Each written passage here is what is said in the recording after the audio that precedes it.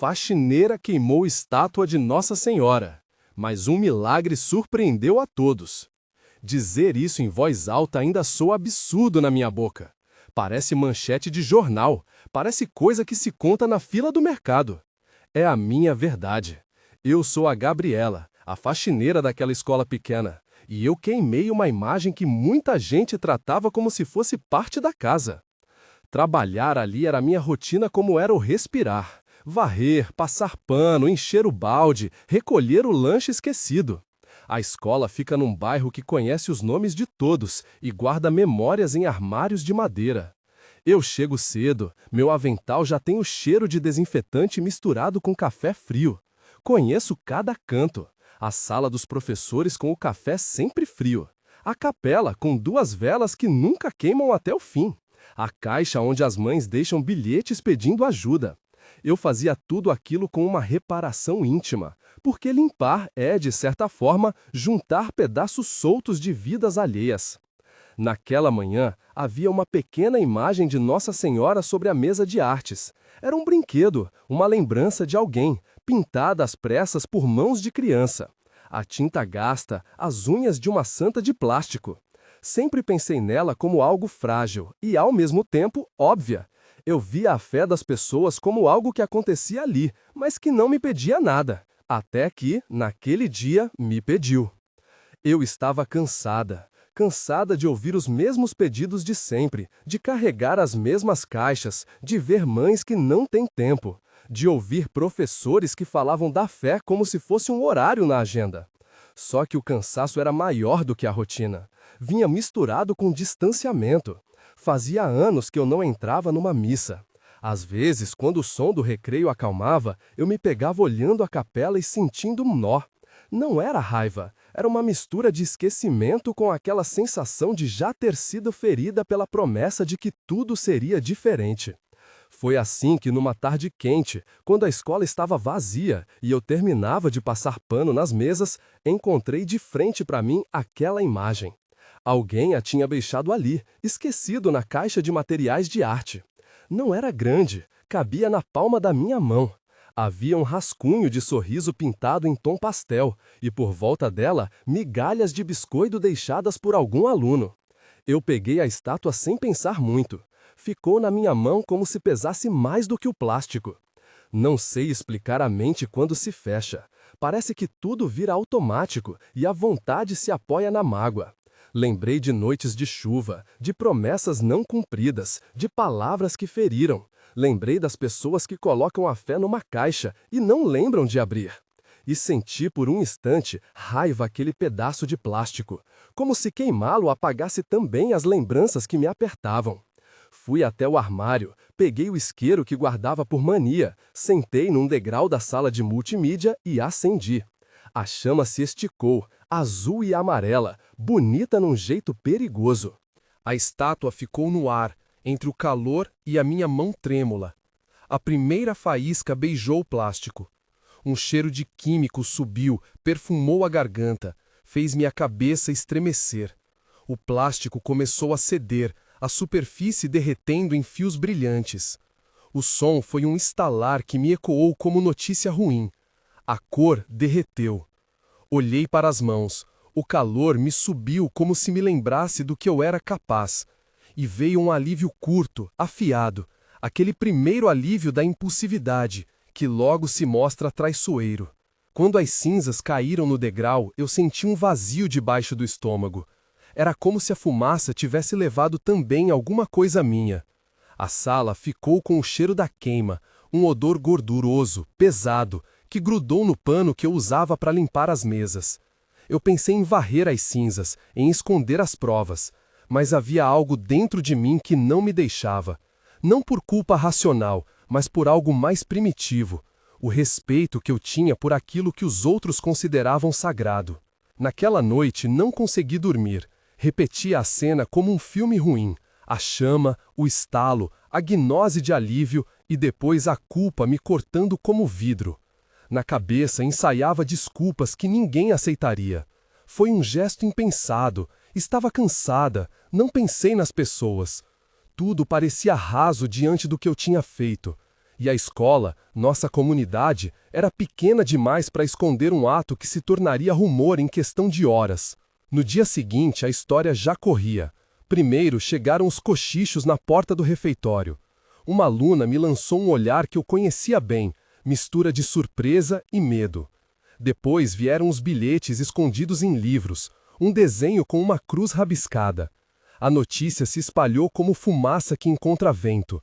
Professores que antes me cumprimentavam com um aceno, agora desviavam o olhar, como se o meu gesto tivesse manchado também o café deles, as cadeiras, os quadros negros.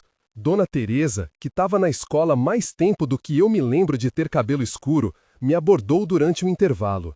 Ela ficou parada na entrada da copa, a mão agarrando a borda do avental como se quisesse se firmar.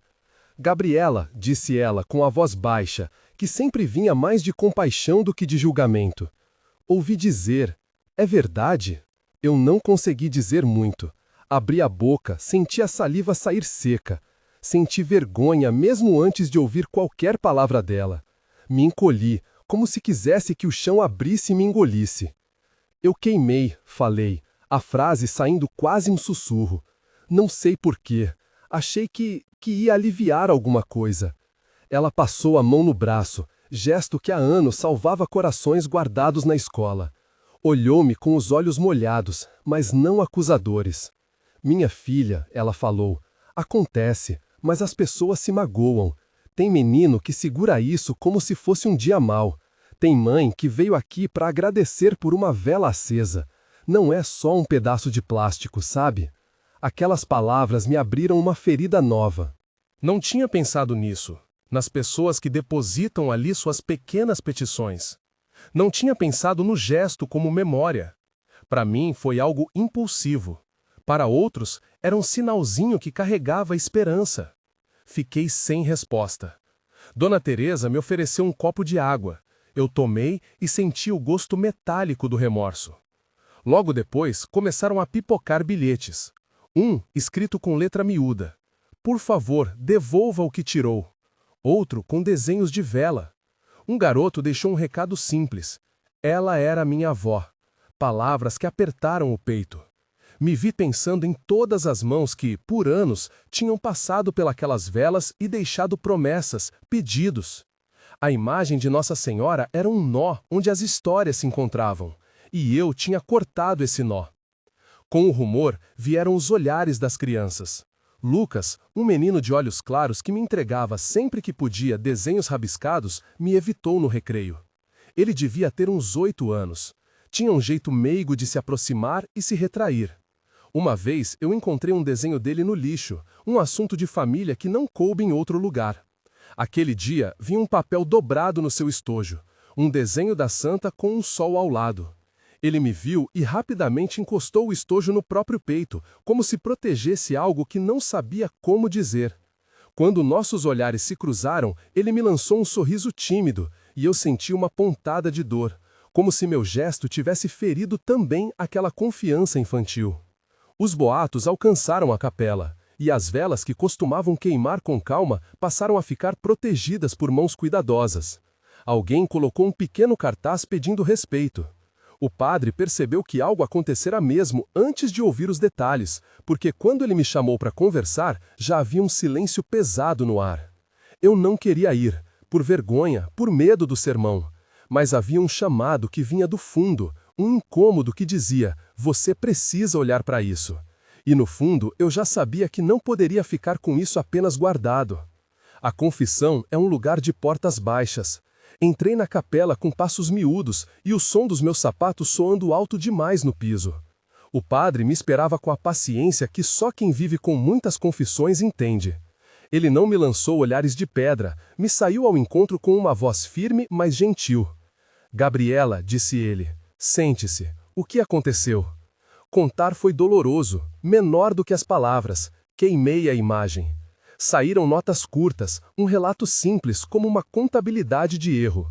Não inventei desculpas, não procurei me enfeitar de razões. O padre me escutou em silêncio. Havia um incenso lento no ar e a luz das velas tremia no canto.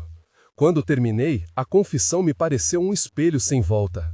Por que fez isso? Perguntou ele. não querendo uma palavra acadêmica, mas uma verdade do coração. Eu expliquei o cansaço, a indiferença com que me sentia tratada, como se a fé fosse algo que se usava de vez em quando. Expliquei também a raiva, uma raiva que vinha de sentir que havia sido esquecida em meio às promessas. Há um vazio que se preenche com muitas coisas, ele disse, mas destruir não cura, e quando o gesto implica nos outros, precisa haver um caminho de reparação. Ele falou de reparação prática, não de reduzir tudo a palavras, mas ações que tocassem as vidas afetadas. Pediu que eu procurasse aqueles que ficaram magoados, que tentasse restituir.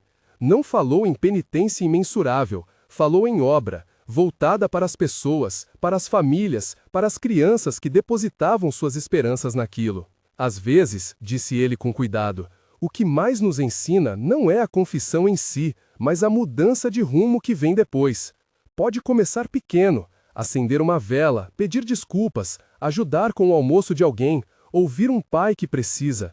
Estas são coisas simples, mas mudam o coração. Saí dali com um peso novo e com uma direção que, de alguma forma, parecia mais difícil do que a carga de vergonha, a ação.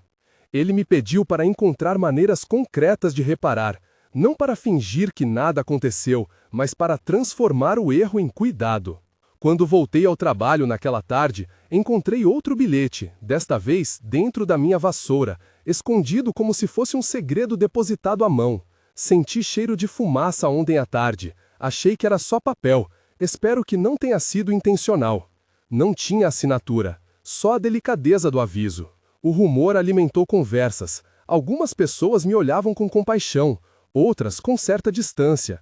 Houve um silêncio difícil nos corredores, como se todos esperassem algo acontecer. À noite, fui para casa com passos lentos. O corredor da minha rua tinha uma lâmpada que piscava, o mesmo tipo de luz amarelada que eu tinha visto na capela quando entrou. Pensei que talvez houvesse uma ligação entre luz e esperança, entre coisas mínimas e alguma reconciliação possível. Na minha mesa em casa, deixei o avental dobrado com cuidado. Ainda havia cheiro de desinfetante. Sentei-me e comecei a rascunhar um plano bobo, comprar uma imagem para substituir a minha ação, deixar um bilhete pedindo desculpas, aproximar-me daqueles que se magoaram. Mas o coração teimava em não acreditar que pequenos gestos pudessem consertar o que eu havia partido. No dia seguinte, tentei dar um passo lento. Fui até a capela, acendi uma vela sem alarde. Fiquei alguns minutos com a palma das mãos aquecendo ao calor da chama, sem saber se aquilo era sinal ou superstição. Eu queria queimar agora imagens de mim mesma que não serviam mais. Queria queimar o orgulho e a vergonha e transformar tudo em algo útil. Mas sabia que não bastava só acender. Foi quando Lucas apareceu com um desenho, me entregou no pátio, sem que ninguém visse direito. Era uma santa com um guarda-chuva, como se a mãe que havia falecido guardasse o menino das chuvas. Ele me olhou nos olhos e disse: "Eu desenhei ela para você, Gabriela. Assim, ela fica feliz de novo." A honestidade naquela frase me rasgou. Eu segurei o desenho como se fosse um pedaço de chão firme. Alguém, uma criança, ainda havia ternura onde eu só tinha quebrado. Fiquei sem saber o que responder. O que eu podia fazer se não agradecer e prometer algo que, eu esperava, cumpriria? Prometi a mim mesma, em voz baixa, que começaria por ações, não grandiosas, só constantes. Conversar com os pais que precisavam, ajudar em mutirões, ficar de olho em Lucas e nos outros que vinham com bilhetes. Coisas práticas. O padre havia dito que a reparação começa com passos pequenos e firmes. Eu precisava, acima de tudo, mostrar que havia arrependimento que se transformasse em cuidado. Nos dias seguintes, fui me movimentando cautelosa. Quando uma mãe veio à escola para pedir material escolar, eu fiquei mais tempo com ela, escutei sua história. Quando houve um mutirão para arrumar a biblioteca, eu apareci com vontade de colocar ordem e calor. Maria, que havia me olhado de canto de olho antes, me cumprimentou com um "obrigada" estranho, como se não tivesse certeza se acreditava ainda. Pequenos sinais, eu dizia a mim mesma, pequenos sinais que talvez, com o tempo, recalibrassem o que eu havia quebrado. Mas nem tudo era reparável numa tarde. Ao varrer uma sala, encontrei, entre as cinzas do que um dia foi a estátua, um bilhete amassado, meio que esquecidos. Era uma oração recortada do caderno de um aluno, um pedaço de papel onde alguém havia escrito um pedido familiar simples: Pai, que a mamãe volte a sorrir. Aquela leitura me fez cair em lágrimas que não tive vergonha de chorar. Eu me sentia uma invasora de memórias alheias. Em uma das conversas com o padre, ele me sugeriu discrição. Não por medo ou vergonha, mas porque a reparação deveria ser feita com humildade, sem alarde. Ele falou de ir à confissão, de bater à porta das pessoas para pedir desculpas, de não transformar meu arrependimento em espetáculo. E me sugeriu algo prático: ajudar no projeto da escola que amparava famílias, trabalhar nas oficinas e ouvir mais. Não precisa consertar tudo de uma vez, disse ele. Mas o seu gesto pode se tornar ocasião para algo bom, se você permitir.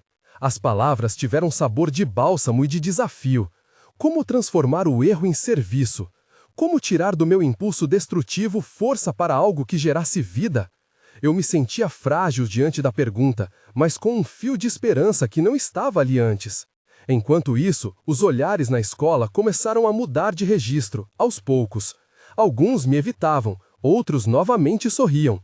Havia pequenos gestos que me pegavam de surpresa. Um bilhete com um desenho infantil depositado na minha vassoura. Uma fatia de bolo deixada na cozinha com um papel para você. Dona Teresa, que antes me consolava em silêncio, passou a me chamar para ajudar nas marmitas do final de semana, um trabalho que envolvia ouvir histórias e repartir pão. Aceitei, porque entender que ouvir era reparar foi uma das primeiras lições. E outra coisa começou a surgir. Sinais que as pessoas traziam e que para muitos eram sinais de consolo. Não luzes milagrosas nem grandes prodígios, mas pequenas coincidências que aqueciam o peito. Uma mãe que depois de uma conversa aberta telefonou para um filho que havia se distanciado. Um aluno que voltou a escrever poesias depois de meses de silêncio. Uma senhora que disse ter sentido um perfume de incenso numa tarde chuvosa em que ninguém havia rezado na capela. Essas coisas foram citadas em sussurros nos corredores, relatos confusos e tocantes, contados como quem aponta uma estrela num céu nublado. Eu ouvi todos esses relatos com cautela, não porque quisesse desacreditar, mas porque aprendi que as coisas do coração não se medem com régua de laboratório. Havia, sim, conforto nas histórias. Muitos diziam, foi sinal, outros apenas riam e colocavam à margem. Para mim, aquilo era matéria-prima de algo maior, a possibilidade de que atitudes pequenas pudessem desencadear mudanças concretas. Mas ainda havia tensão. Alguns pais me olhavam com reserva, murmuravam na saída. Um grupo de professores fez uma reunião onde discutiram como lidar com as famílias chateadas. Havia quem pedisse que fosse afastada de atividades que envolvessem símbolos religiosos. Eu compreendia a reação. O meu erro havia atingido algo que era muito íntimo para muita gente. Foi nesse momento de incerteza que, tomado o passo da vergonha e da tentativa de reparação, senti o peso do compromisso. Não bastava remendar com palavras. E foi aí que decidi aceitar a proposta do padre, de envolver-me em ações concretas na escola. A ideia não era esconder meu erro, mas transformar a culpa em serviço, em presença que ouvisse e ajudasse. Quando fui até a sala de professores para me oferecer a ajudar nas visitas às casas das famílias, ouvi uma voz baixa no fundo, um comentário que cortou o ar. Se ela realmente quer reparar, que então mostre. Não com palavras, com mãos. Era o tipo de frase que me fez erguer a cabeça e sentir que havia uma estrada difícil pela frente. Aceitei o convite do padre e no mesmo dia comecei a participar de um mutirão. Não era glamour. Era pegar as caixas, organizar as roupas doadas, conversar com uma mãe que vinha buscar mantimentos. Era abrir o coração e ouvir sem julgar. Era, pela primeira vez, olhar para o erro como ponto de partida. Mesmo assim, o rumor insistia. Uma noite, ao fechar os armários da capela, encontrei uma vela apagada, com a cera ainda quente. Alguém havia acendido por mim, ou por aquilo que eu tinha tirado. Não sabia se aquilo era perdão ou apenas um gesto de conforto. Guardei a vela no bolso como se ela fosse um pedaço de chão firme. Minha vida, que antes cabia entre o pano e o balde, começou a se expandir para coisas que eu não imaginava. A dor de ter quebrado algo se tornava, pouco a pouco, energia para reparar. Havia medo? Sempre. Havia pessoas que não me perdoariam? Sim. Mas algo mais se insinuava.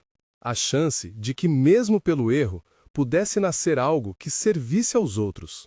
Numa tarde cinzenta, ao fechar a escola, me sentei por alguns minutos na capela. A luz que vinha das velas tremulava e fazia sombras nas paredes. As sombras me pareciam mapas de lugares que eu tinha perdido. Fechei os olhos e ali, entre a chama e a sombra, prometi a mim mesma que não fugiria mais do trabalho de consertar. Não sabia ainda como isso iria se desenrolar, nem se seria suficiente. Mas havia uma vontade de começar. E enquanto eu respirava, tentando organizar o que viria, ouvi passos no corredor. Eram passos de gente que não costumava aparecer tarde. A porta da capela se abriu devagar e Dona Teresa entrou com um saco de biscoitos na mão. Ela sentou-se ao meu lado sem falar. Não precisava. No saco havia o cuidado de quem sabe que remendos verdadeiros levam tempo e que o silêncio às vezes acolhe mais que as palavras.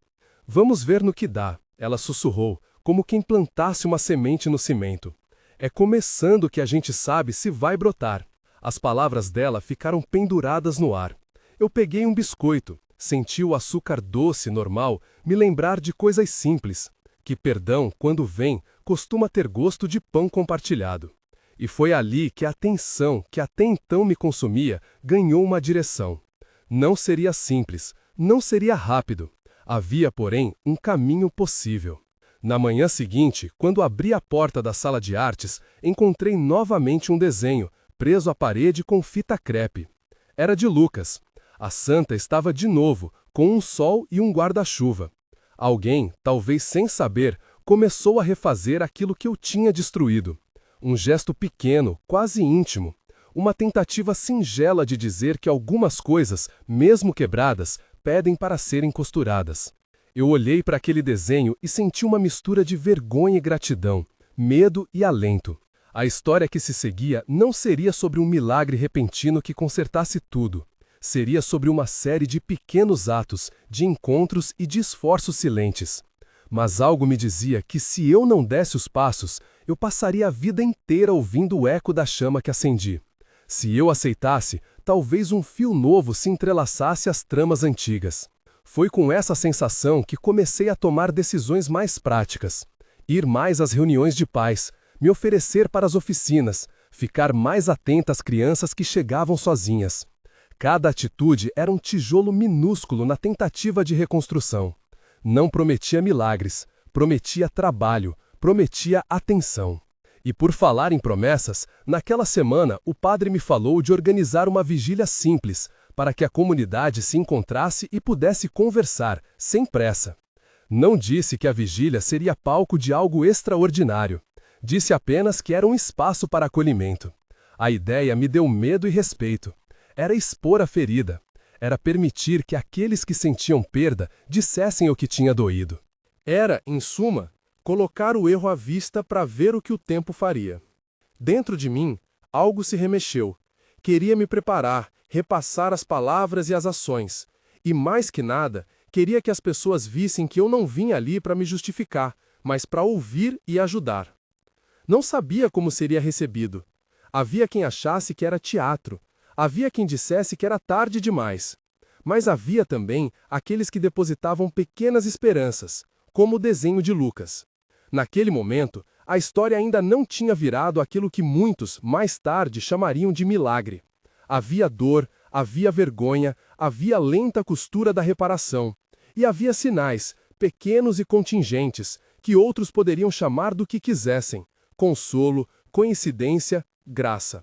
Eu não tinha certeza, só sabia que precisava seguir, e que o próximo passo exigiria de mim, sobretudo, honestidade, com quem eu feri, com quem me conhecia e comigo mesma. Se quiser acompanhar até o fim, inscreva-se. Só um gesto simples e você fica comigo até o fim desta história. Quando a data da vigília chegou, eu senti o corpo inteiro tremer de novo.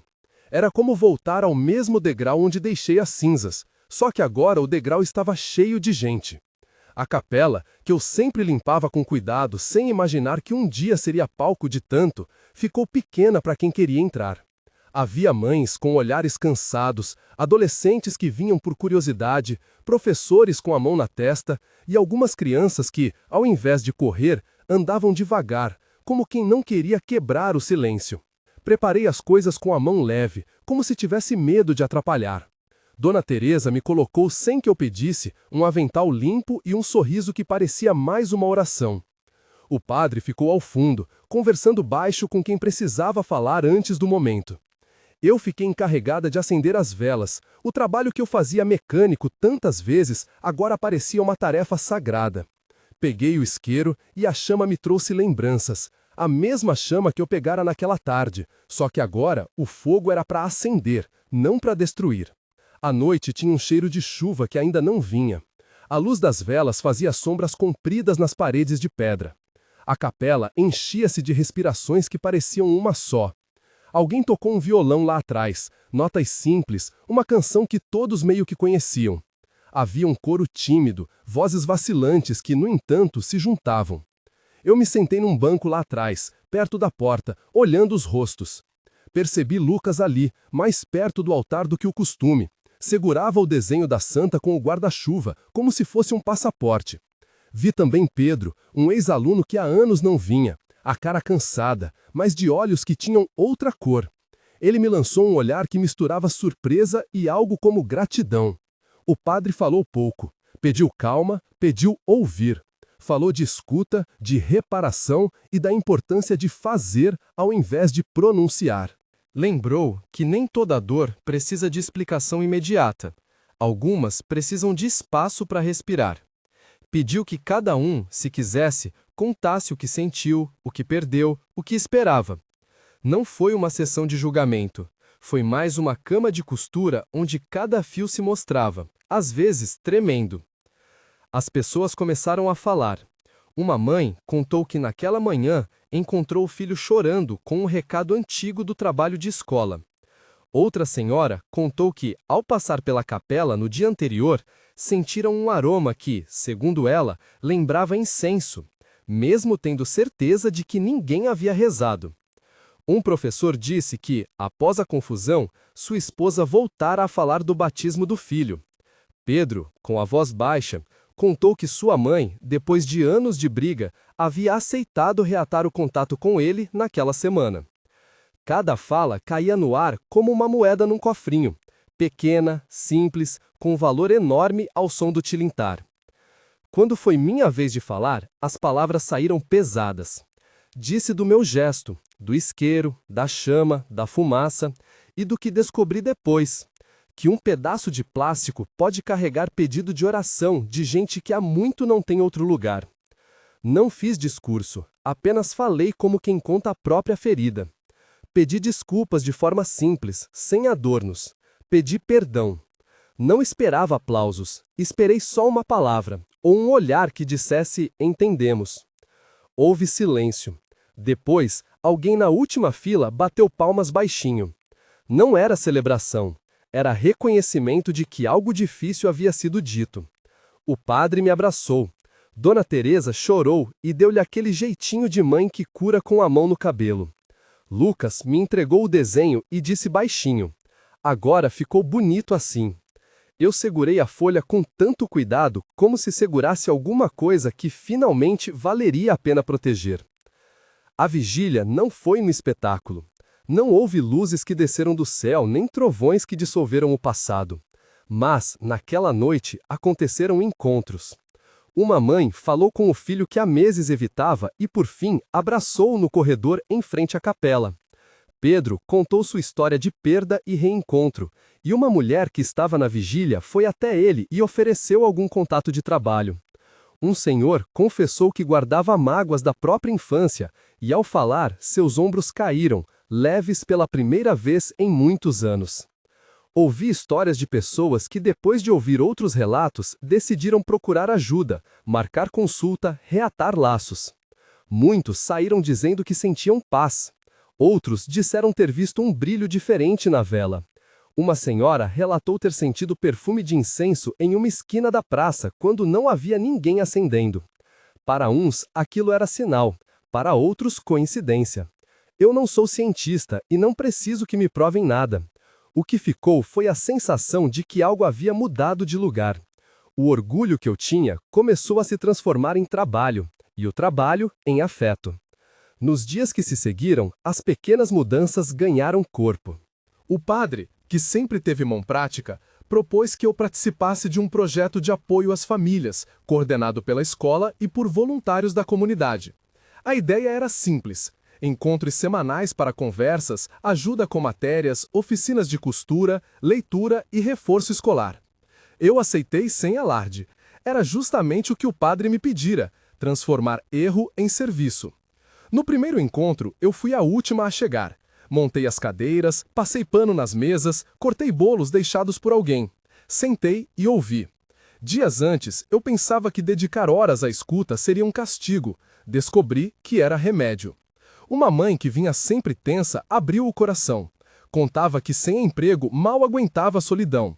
Outra senhora, dona de uma máquina de costura, ensinou um grupo a consertar roupas. Lucas participou da oficina de desenho. Desenhou uma série de santas com guarda-chuvas, cada uma com um sol maior que a anterior. O grupo crescia não porque alguém impôs, mas porque as pessoas viram no trabalho um jeito efetivo de trocar o desespero por algo útil. Pedro apareceu com frequência. Contava dos próprios tropeços e de como, depois de perder meses sem contato com a família, acenderam uma vela na capela como um pedido pequeno e se viu abrindo portas. Ele começou a ajudar nas aulas de reforço, e as crianças, que a princípio o olhavam com desconfiança, passaram a correr até ele no fim do expediente.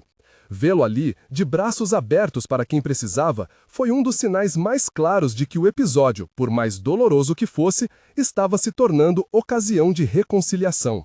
No silêncio da manhã, quando varria corredores, eu muitas vezes pensava em como reparar requer tempo. Não se compra perdão na esquina. Não se coloca conserto em caixa lacrada. Havia quem se lembrasse ainda do gesto, e eu sabia que não cabia apagar essa memória. Mas muitos aceitaram que a honestidade e o trabalho visível eram meios para a confiança voltar pouco a pouco. Algumas famílias voltaram a participar das reuniões da escola, outras ainda se mantinham longe, e eu entendia, o processo era longo. Chegou um dia em que resolvi comprar uma nova imagem. Não para substituir de maneira espetacular, mas para ter algo que pudesse colocar com cuidado. Fui sem alarde numa loja modesta. Escolhi uma santa do tamanho das mãos de uma criança. Paguei com meu próprio dinheiro e a levei para casa, primeiro porque queria preparar algo sem alarde. Naquela noite, senti um misto de medo e coragem. Fui à capela perto de meia-noite, com a estátua embrulhada num pano. Deixei-a na última prateleira, escondida, como quem planta uma semente sem anunciar. Não queria que vissem o gesto como busca de perdão público, queria que fosse ato de humildade. Na manhã seguinte, alguém notou que havia uma nova imagem. Eu poderia ter dito que fui eu, mas não precisava. A imagem ficou ali, sendo olhada por mãos de diferentes idades. Algumas pessoas choraram ao vê-la. Outras sorriram. Outras apenas passaram a mão sobre ela, como se agradecessem a alguém. Não foi espetáculo. Foi cuidado que germinou no chão comum. Com o tempo, criamos pequenos rituais, que não eram necessariamente religiosos, mas simbólicos. Um mural onde as pessoas deixavam mensagens anônimas de agradecimento. Cadernos de oração que circulavam entre as mãos. Escutas semanais onde se trocavam experiências. Oferecemos oficinas de conserto de roupa, aulas de leitura para adultos que não haviam terminado os estudos, rodas de conversa sobre como lidar com conflitos familiares. Eu me envolvi em tudo. Aquele trabalho de cuidar virou para mim um modo de vida. E foi nesse movimento que, de vez em quando, vinham relatos que as pessoas guardavam como coisas que não se explicam. Uma mãe que mal falava com o filho, após falar com uma voluntária, ligou e passou mais de 1 hora ao telefone, dizendo coisas que a gente pensa que nunca ouviria. Um rapaz que havia desistido da escola apareceu numa manhã com um documento de matrícula para reiniciar as aulas. Uma avó contou que, ao dobrar um lenço para ir a uma missa, havia encontrado um bilhete antigo de um neto que já não a visitava, e que aquele bilhete foi desculpa para o primeiro telefonema em anos. Para nós, tudo isso tinha dimensão prática, pessoas voltando a se tocar, a dar passos pequenos que produziam vida. Dona Teresa, que sempre foi minha âncora, virou ponto de referência do projeto. Organizou uma cozinha comunitária, ensinou receitas simples e acolhia quem vinha. O cuidado dela era firme e sem dó. Punha a mão na massa e depois punha a mão no ombro. Eu aprendi muito ao seu lado. Ela me corrigia com doçura quando eu queria consertar algo com pressa. Devagar, minha filha, dizia. Reparar é costurar, não remendar. Em uma reunião na escola, um pai se levantou e falou. Contou que, por causa do episódio da estátua, resolvera procurar ajuda para o alcoolismo. Disse que não vinha por culpa, mas por medo de perder o filho. O silêncio foi uma confirmação de que o que começara como ferida, às vezes se desdobrava em possibilidade de cura. O pai foi acompanhado por um grupo que oferecia apoio, e meses depois era visto trazendo o filho para as reuniões com um olhar mais atento. Ainda assim, havia resistências. Alguns professores não esqueciam. Havia pais que pediam medidas mais duras, punição, afastamento, e eu entendia as emoções. Errei de forma pública. Não havia desculpa que apagasse isso. O que eu poderia oferecer era contrição e trabalho. E foi o trabalho que demonstrou, aos poucos, que minhas palavras não eram só palavras. Um episódio que muitos lembram como o milagre não foi um evento único, mas uma sequência de coisas que juntas surpreenderam todo mundo. Certa tarde, depois de uma série de encontros na escola, uma senhora entrou na capela e encontrou sobre o altar um pequeno bilhete sem assinatura que dizia: "Pela reconciliação". Ao lado, uma vela já apagada com a cera ainda quente. Ninguém sabia quem havia colocado aquilo. Alguns acharam que foi alguém que eu conhecia. Outros disseram que havia sido colocado por uma criança. Para mim, aquilo foi um sinal de que o movimento de conserto havia saído das minhas mãos e ido para outras. Outra história que se tornou comum foi a de uma mãe que se encontrava distante do filho. Após participar de uma oficina, ela voltou a escrever ao filho cartas que, por vergonha, não havia enviado antes. A resposta que veio tornou possível um encontro que ninguém mais achava certo. Para muitos, essas reconciliações foram milagres do cotidiano, e é assim que me permito chamá-los: milagres de paciência, milagres de presença, milagres de pessoas que resolveram não desistir. Houve também relatos mais sensoriais que provocaram conversas longas nos corredores. Uma senhora falou que certa noite acordara com o cheiro de incenso em sua casa, embora nunca usasse. Um menino disse que no momento em que se sentiu triste, viu uma luz na janela que parecia um reflexo. Para a comunidade religiosa da escola, esses sinais foram tomados com reverência. Para outros, eram apenas histórias que confortavam. Eu, que já havia visto a chama destruir e a chama iluminar, aprendi a ouvir esses relatos com respeito. Eram narrativas de pessoas que buscavam dar sentido ao que acontecia. Pedro, meses depois, contou publicamente que havia reconciliado com o pai. Disse que na noite da vigília sentira algo que o fazia acreditar que podia tentar ligar de novo. A ligação foi difícil, houve choro, houve silêncio, mas houve também uma primeira conversa que retomou um fio. Essas coisas não se transformam em final feliz num passe de mágica. Viram, aos poucos, em trocas que invariavelmente requerem trabalho. O que impressionou foi ver em pouco tempo que várias histórias parecidas começaram a aparecer. Gente reatando, pessoas buscando ajuda. Quem nunca tinha conhecido um projeto social, agora participando. Eu, que já havia visto a chama destruir e a chama iluminar, aprendi a ouvir esses relatos com respeito. Eram narrativas de pessoas que buscavam dar sentido ao que acontecia. Pedro, meses depois, contou publicamente que havia reconciliado com o pai. Disse que na noite da vigília sentira algo que o fazia acreditar que podia tentar ligar de novo. A ligação foi difícil, houve choro, houve silêncio, mas houve também uma primeira conversa que retomou um fio. Essas coisas não se transformam em final feliz num passe de mágica. Viram, aos poucos, em trocas que invariavelmente requerem trabalho. O que impressionou foi ver em pouco tempo que várias histórias parecidas começaram a aparecer. Gente reatando, pessoas buscando ajuda. Quem nunca tinha conhecido um projeto social, agora participando. Eu costumava dizer que o maior milagre era ver o que as mãos humanas podem fazer. Uma senhora que aprendeu a costurar no projeto agora conserta roupas para vizinhos que não podem pagar.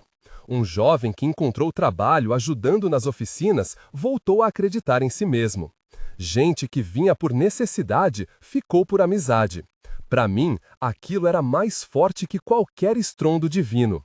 Era a vida sendo restituída. Com o tempo, participei de reuniões fora da escola. Fui convidada para falar em uma igreja da região sobre a experiência prática de reparação. Falei sem pretensão, contei o que vivemos e como ações simples podem gerar efeitos tangíveis. Falei de Dona Teresa e de Lucas, de Pedro e das mães que voltaram a se escrever. Não preguei milagres sobrenaturais. Falei de compromisso humano, de escuta, de trabalho. Ainda assim, quem me ouviu acumulou histórias e trouxe-as para si. Hoje, quando caminho pelos corredores da escola, a gente me para com "Gabriela, obrigada". Alguém traz um bolo, outro, um desenho. Não é porque eu salvei o mundo, é porque eu enfrentei meu erro com trabalho. Aprendi que a humildade de assumir o que se fez e a coragem de transformar aquilo em serviço tocam mais que qualquer justificativa bem construída. Às vezes, ainda sinto o peso do começo e acho que vou sentir para sempre.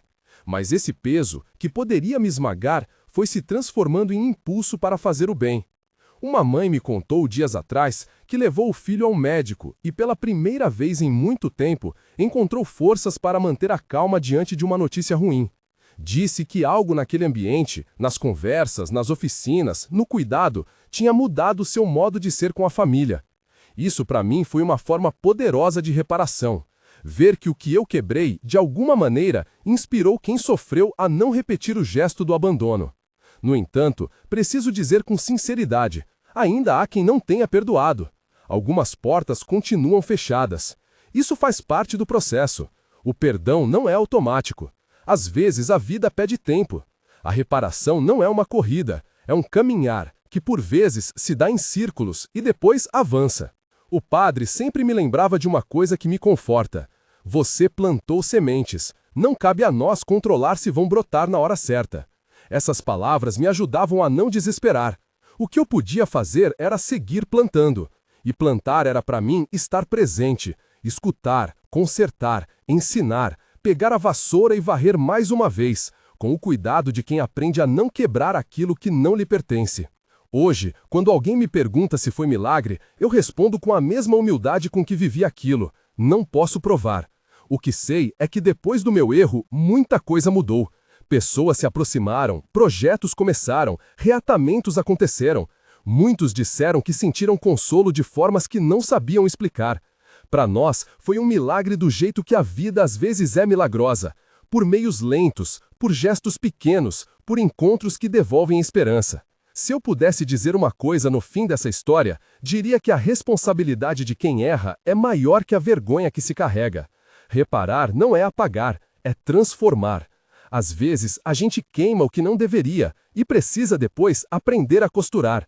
Às vezes, o gesto para consertar é humilde. Comprar uma estátua com o próprio dinheiro, passar horas em uma oficina, ouvir uma mãe. Outras vezes é coletivo, uma vigília, um mutirão, uma conversa que abre portas. Tudo isso junto pode surpreender. Se essa história tocou você de algum modo, faça hoje um gesto de reparação. Escreva uma mensagem para alguém com quem ficou brigado, ligue para quem você tem evitado, ofereça uma hora do seu tempo para ajudar quem precisa. Pequenos atos arrancam grandes mudanças. E se puder, curta e inscreva-se para mais relatos como este. Histórias simples de gente que errou, aprendeu e tentou, com trabalho e humildade, transformar o erro em cuidado. A vida aqui na escola segue. As velas continuam acesas. Lucas desenha santas com guarda-chuvas e sol. Dona Teresa faz bolos que cura mimos. Pedro ajuda quem precisa.